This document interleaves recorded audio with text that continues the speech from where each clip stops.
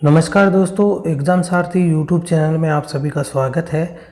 इस वीडियो में हम हिंदी व्याकरण का संधि का टॉपिक पढ़ने वाले हैं, जिसे कि कंटिन्यू करके आज हम पढ़ने वाले हैं विसर्ग संधि। इससे पहले संधि के 2 पार्ट्स हमने अपलोड किए हैं। अगर आपने वो पार्ट्स नहीं देखे हैं तो आप चैनल की प्लेलिस्ट में जाइए, वहाँ पर हिंदी नाम से एक प्लेलिस्ट है, वहाँ आपको संधि और हिंदी व्याकरण के अन्य टॉपिक्स मिल जाएंगे। तो चलिए शुरू करते हैं। विसर्ग संधि परिभाषा की बात करें तो विसर्ग के बाद स्वर या व्यंजन आने पर उनके मेल से जो विकार उत्पन्न होता है उसे विसर्ग संधि कहते हैं।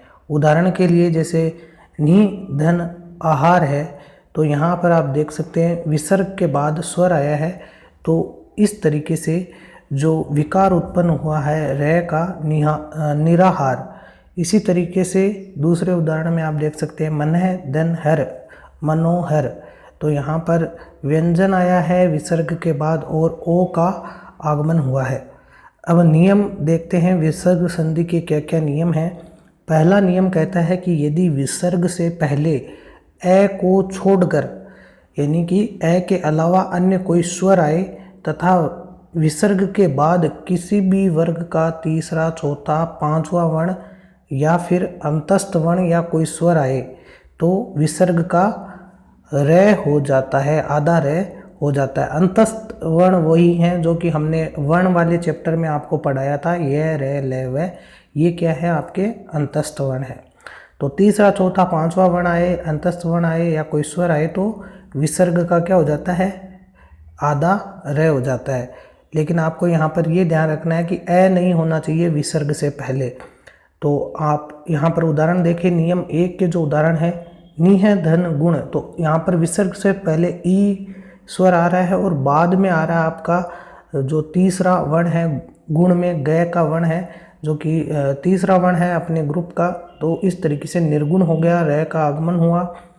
और नि धन आहार निराहार, नि धन आशा निराशा निरर्थक, नि धन अपराध निरपराध, नि धनमल निर्मल, नि धन धन निर्धन निर्बल, यजुर्वेद आशीर्वाद।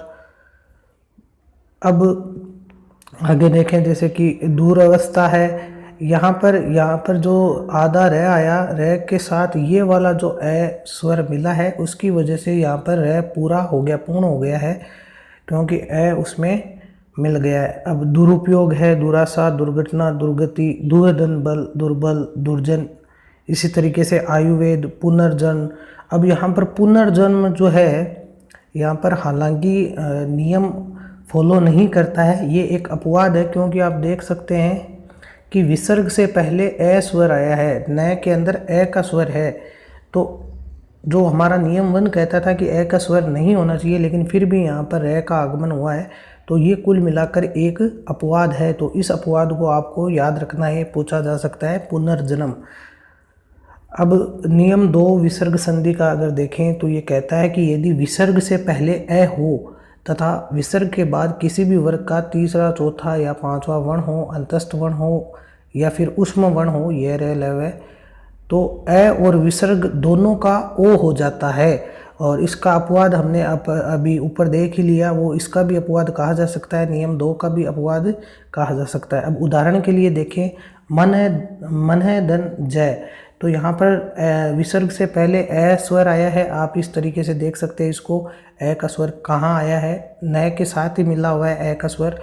और उसके बाद में अगर किसी भी वर्ग का तीसरा, चौथा, पांचवा वर्ण आए तो आप देख सकते हैं कि ज आया है, तो ओ का यहाँ पर क्या होगा, ए और विसर्ग की जगह ओ का आगमन हो जाएगा। इसी तरीके से सरे धन जय सरोज है, सरे धन वर सरोवर है, पय धन द पयोध है, यशोदन दा यशोदा, यशोगान यशोगाथा, यशोवर्धन मनोविज्ञान, मनः धन विज्ञान, मनोहर मनोरथ, मनोबल, मनोविकार, तमोगुण और वयोवृद्ध। ये सारे उदाहरण हैं।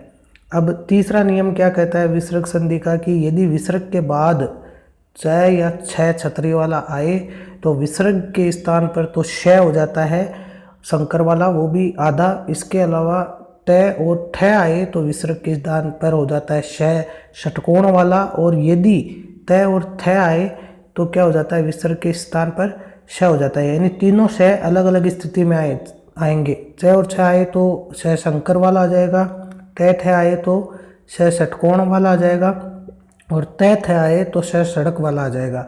उदाहरण के लिए आप देख सकते हैं निश्चल है, नमस्ते है और धनुष टंकार है। ये तीनों के तीनों उदाहरण तीनों ही प्रकारों पर आधारित। इसके अलावा और भी आप उदाहरण देख सकते हैं मरुधन, स्थल, मरुस्थल, हरिश्चंद्र, निहधन, तेज, निस्तेज, निश्चल।